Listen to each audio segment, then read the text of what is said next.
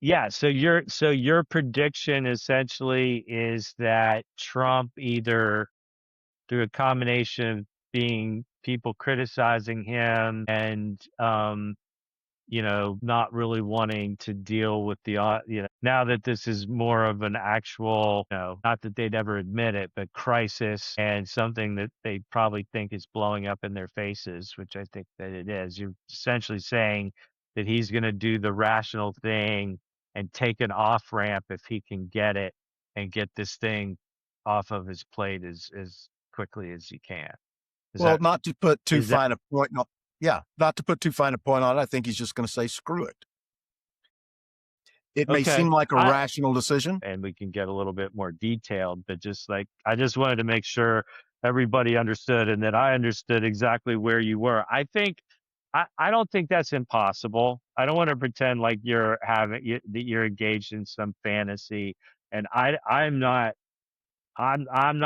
sure how the war ends and if it ends, and I think its proxies may have been weakened, that they're not completely vanquished, and you see dangerous activity between Hezbollah and Israel. Anyway, long story short is I don't know. I think a rational administration would figure out how to claim victory and de-escalate this and bring about, if not a complete end, but a sort of, end the direct hostilities, allow for the resumption of, trade and oil and all that stuff. And because there's no question, that regardless of what your political stripe is, that the economic impact of this thing is huge. And we can get to that in a minute. But here's my counter to you, Tom. Had two fucking real estate developers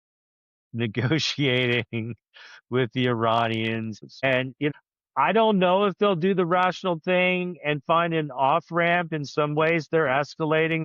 I hope. You've had probably, I don't know, I don't want to misquote numbers, but I think certainly significant casualties in Lebanon, hundreds, if not maybe even thousands there.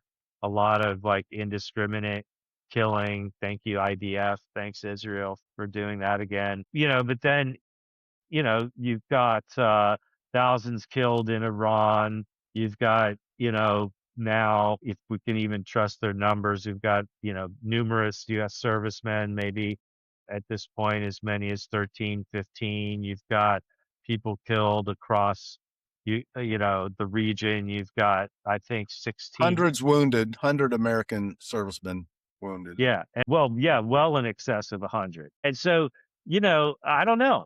I don't know. I could also see something causing this to escalate.